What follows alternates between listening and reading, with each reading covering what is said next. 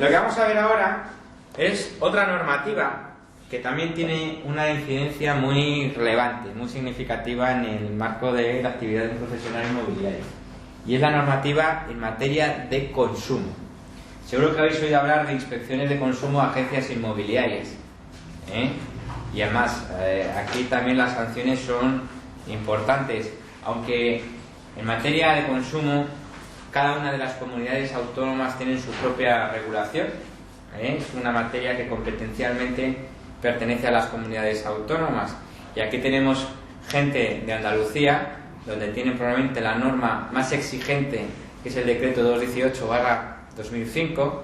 Tenemos gente de Aragón, donde no tiene una normativa específica en materia de vivienda, como tampoco la tenemos en Madrid y en Castilla-La Mancha.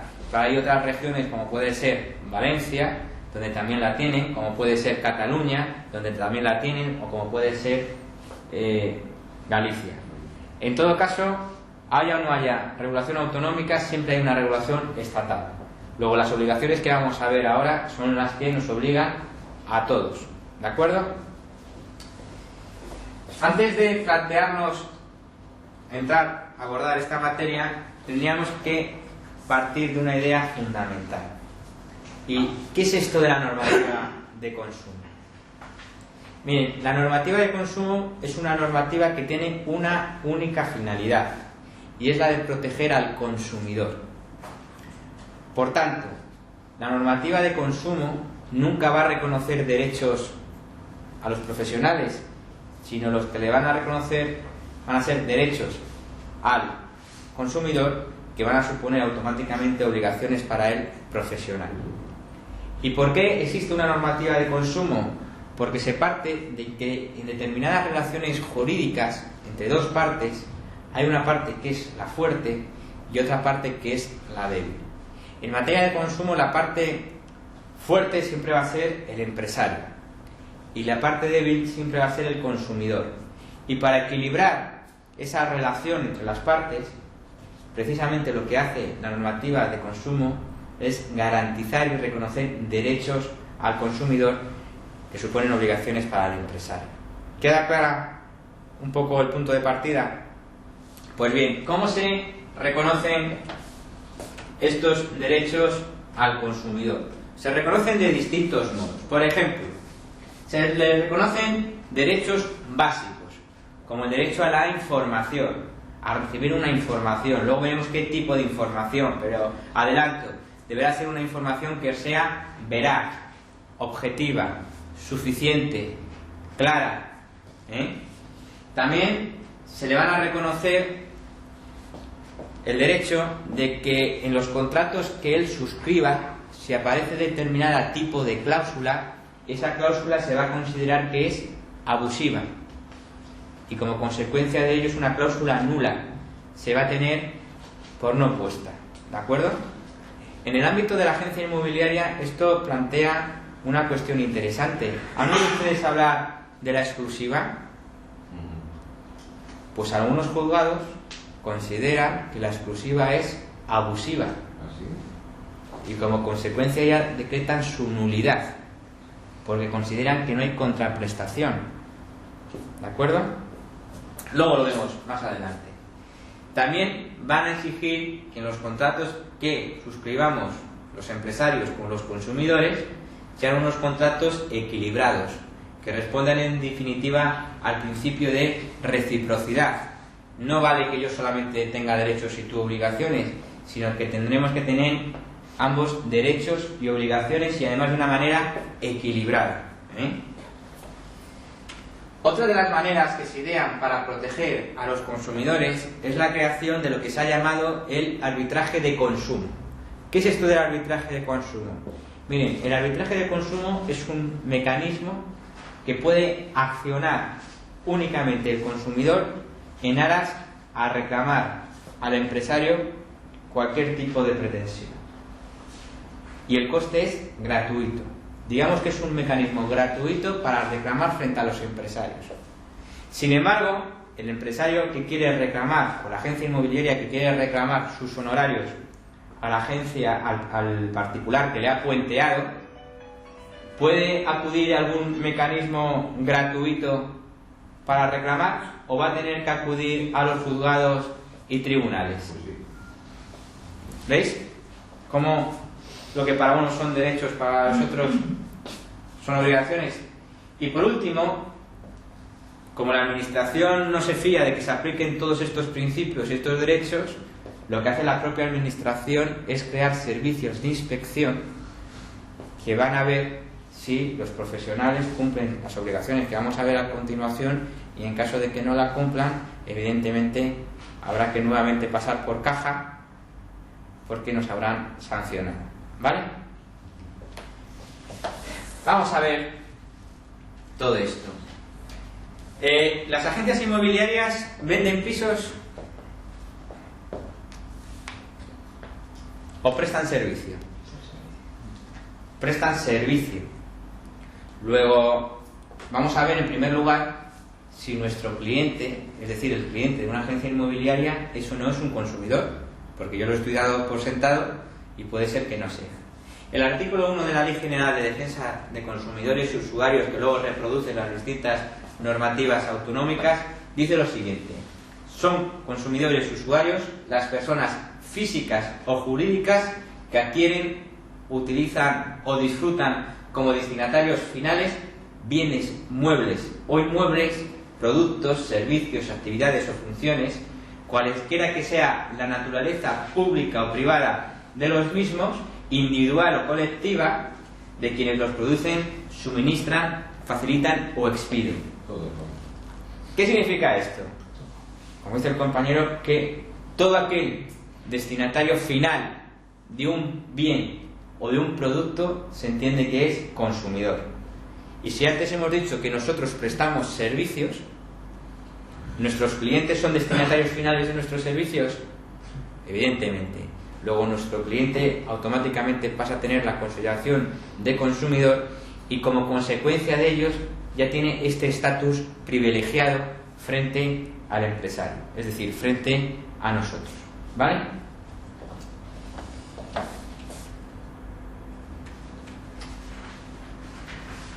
Bien, vamos a hacer algunas referencias normativas. ¿De dónde arranca todo esto? Esto arranca del propio artículo 51 de la Constitución Española, que establece que los poderes públicos garantizarán la defensa de los consumidores y usuarios. En aras de ese mandato constitucional se han ido dictando distintas normativas marco, como la Ley General de Defensa de Consumidores y Usuarios, la Ley General de Condiciones de la Contratación o la Ley General de Publicidad.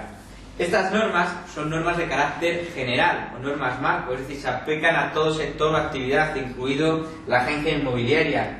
Pero dentro del ámbito de la agencia inmobiliaria hay una norma, que es el Real Decreto 515/1989 de 21 de abril sobre protección a los consumidores en cuanto a la información a suministrar en la compraventa y arrendamiento de vivienda.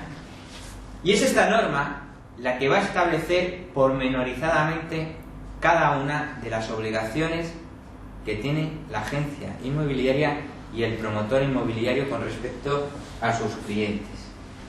Mirad, vamos a ver estas obligaciones. La primera de las obligaciones que tiene es la de suministrar una información veraz, suficiente y objetiva. ¿Qué significa eso? Significa que yo no voy a poder dar a conocer a terceros la posibilidad, por ejemplo, de adquirir un inmueble basándome en una información que no responda a esos principios de veracidad, suficiencia y objetividad. Por ejemplo, si yo anuncio un inmueble, bien sea mediante un cartel en mi establecimiento o a través de un medio de prensa o a través de la propia página web, sin decir que se trata de una vivienda de protección oficial, y además lo anuncio por un importe de renta libre, ¿estoy respondiendo a esos principios de veracidad, suficiencia y objetividad? Evidentemente no. Estoy omitiendo un dato fundamental, que es la naturaleza jurídica de ese inmueble. Luego, sin perjuicio de que no respondo a esos principios, también estaría incurriendo en una práctica de publicidad engañosa, de publicidad ilícita, porque estoy omitiendo una característica esencial, ¿de acuerdo? Y sin perjuicio de las responsabilidades civiles en que pudiese incurrir, evidentemente también podría ser objeto de sanción. ¿Lo ven? Como esto que parece un principio muy genérico luego tiene una plasmación práctica. ¿Vale?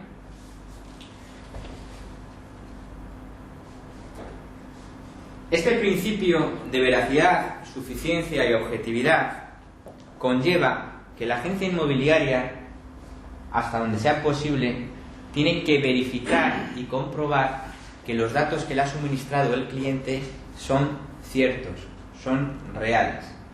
Pero este deber de verificación del inmueble no solo es como consecuencia del cumplimiento de la normativa de consumo, también es como consecuencia de el más mínimo deber de diligencia profesional.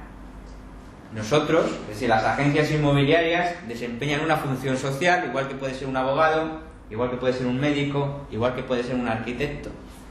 Y como consecuencia de ello, la sociedad nos impone ciertos deberes. Uno de esos deberes es el de verificar, por ejemplo, la situación jurídica y registral de los inmuebles. Me explico. Desde el momento en que nosotros captamos un inmueble, tenemos la obligación de comprobar cuál es el estado jurídico y registral de ese inmueble, y en base a esa verificación o comprobación, en base en definitiva a esa información, yo darla a conocer a terceros. Imaginémonos que alguien me encarga la venta de su vivienda. Le pregunto yo al propietario: oiga, ¿el inmueble está libre de cargas? Está limpio, no tiene ni una sola carga. Y no compruebo esa circunstancia acudiendo al registro de la propiedad y pidiendo una nota informativa siempre. Y cada vez que viene un comprador pidiéndome información sobre ese inmueble, cuando le informo sobre el estado de cargas, le digo: no, está libre de cargas, no tiene ningún problema. Bueno, pues entonces señalizo. Bien, señaliza. ¿Qué ocurre si ese inmueble tiene cargas? Realmente, ¿quién va a responder de ello? ¿Puede responder la agencia inmobiliaria porque ha suministrado una información incorrecta? Claro que va a responder de ello. Por eso tenemos que verificar, porque puede ser, entre otras cosas, que el cliente no nos diga la verdad, y además porque tenemos la obligación de toda la información que demos a conocer a terceros con respecto a la posibilidad de adquirir ese inmueble se tiene que basar en datos reales, veraces y objetivos. ¿Queda claro?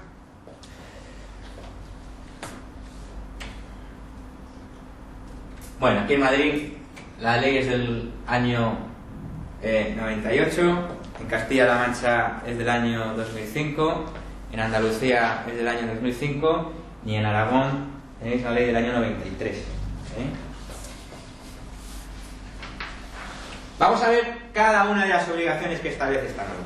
Fijaros, el artículo 4 del Real Decreto 515/89 nos dice que cuando nosotros nos identifiquemos con nuestros clientes, no basta que le digamos que somos la inmobiliaria tal o la inmobiliaria cual, sino que nos tenemos que identificar de determinada manera.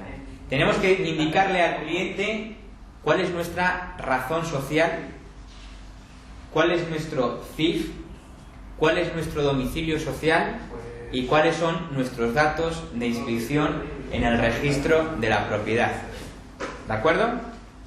Habéis visto a veces en los contratos, los de Alfa lo tienen evidentemente, pero en lo de otras empresas, que aparece aquí al margen precisamente los datos que os estoy diciendo. Aparece la razón social, el CIF, el domicilio social y los datos de inscripción en el registro mercantil.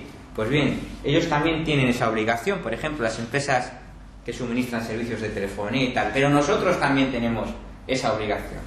Por eso en nuestras notas de encargo, también al margen, aparece esa casilla para que la cumplimentemos, porque tenemos que identificarnos de esa manera con respecto a nuestro cliente. ¿Vale? Otra obligación que tenemos es la de tener un plano general de emplazamiento de la vivienda y un plano de la vivienda misma. Es decir, cualquier cliente que pida información con respecto a un inmueble o cualquier autoridad pública, en este caso el Servicio de Inspección de Consumo, nos puede exigir que le exhibamos un plano de situación de la vivienda. ¿Saben qué es un plano de situación? Es un plano del entorno de la vivienda, que puede ser más o menos amplio, pero que nos ayuda a ubicar esa vivienda en un municipio, en un barrio o en un distrito. Esto es fácil o difícil de obtener por una agencia inmobiliaria. Es muy fácil. Es tan sencillo como acudir a un callejero en internet y obtener el plano de situación. Pero la norma también nos exige el tener un plano de distribución. Ustedes sabrán que en Alfa es necesario, para colgar los inmuebles, que haya precisamente este plano de distribución. Y con la regla normativa de consumo basta un plano hecho incluso a mano alzada, es decir, no necesariamente tiene que ser un plano hecho por un experto a escala y demás. Se trata en definitiva de poder informar al cliente de la distribución del inmueble. ¿De acuerdo?